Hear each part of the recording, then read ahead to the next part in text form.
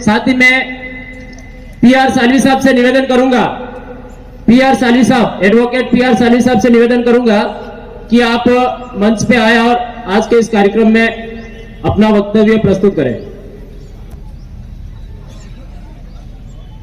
Hello साथियों, तमाम आदिवासी मूल निवासी बहुजन समाज के महापुरुषों को नमन।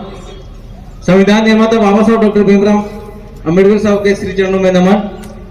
और हमारे बीच में बैठे दोनों युवा क्रांतिकारी विधायक महोदय, लोकसभा प्रत्याशी और तमाम विधानसभा के प्रत्याशी, आप सभी का हार्दिक जोहार, जय भीम। और दूर दराज से आए सभी साथियों का भी बहुत बहुत जोहार, जय भीम। साथियों, आज जो ये हक की लड़ाई लड़ने के लिए हमारे युवा प्रत्याशी मैदान में है, तो मैं कहता हूं, हक की लड़ाई में निमंत्रण नहीं भेजे जाते, हक की लड़ाई में निमंत्रण नहीं भेजे जाते।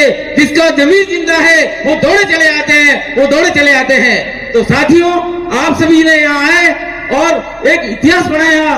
उदयपुर के शहर में एक लोकसभा में अपने युवा प्रत्याशी के नामांकन रैली में ये पहली बार हो रहा है कि जो युवा साथी आए हैं और इन्होंने जो जज्बा दिखाया है कि उदयपुर शहर के लोग देखते रह गए।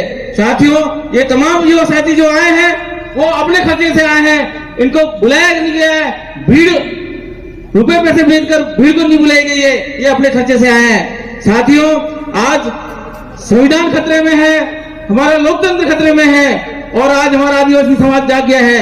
मैं तमाम शेड्यूल कास्ट के लोगों को, ओबीसी के लोगों को भी आह्वान करना चाहता हूं कि जिस प्रकार हमारा आदिवासी समाज जाग गए हैं, आप भी जाग जाइए और आदिवासी समाज के साथ, भारत आदिवासी पार्टी के साथ मिलकर कड़ी से कंधा मिलाकर इनके प्रत्याशी को विजय बनावे और लोकसभा में भेजे।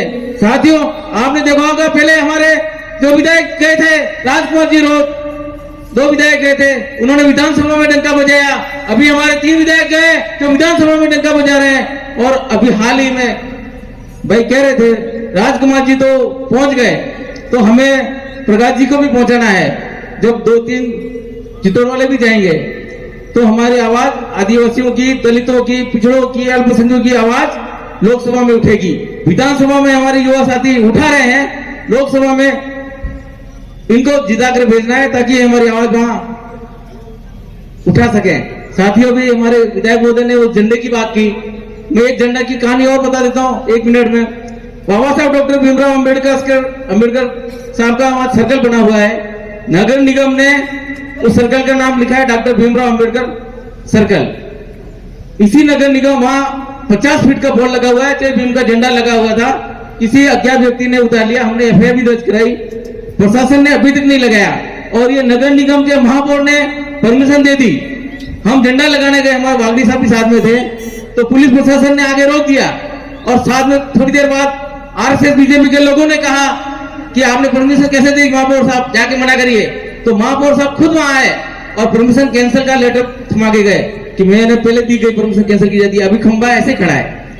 संविधान निर्माता बाबा साहब डॉक्टर अम्बेडकर का जय भीम का झंडा लगाने से, उनके सर्कल पर लगाने से रोक रहे हैं। और जगह जगह आपने देखे होंगे अवैध रूप से झंडे लगे हुए हैं। हम किसी का अपमान नहीं कर रहे हैं, तो इनको भी किसी का अपमान करने का हक नहीं है। बाबा साहब का अपमान करना संविधान का अपमान करने के बराबर है।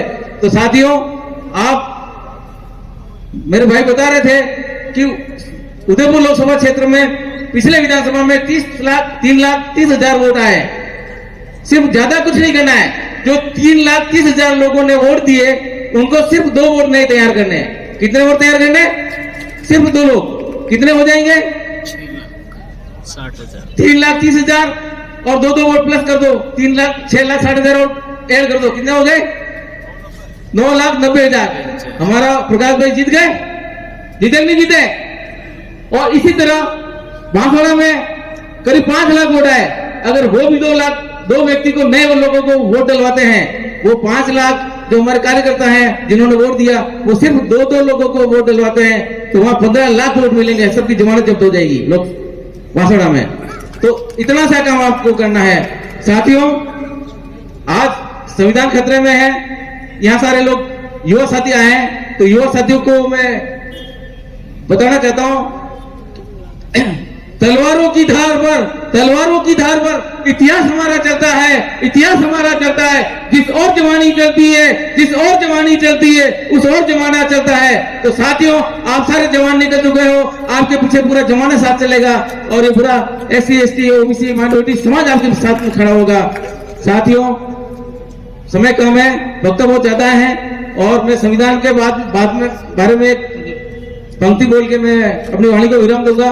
साथियों, रोटी की कोई जात नहीं होती, पानी का कोई धर्म नहीं होता,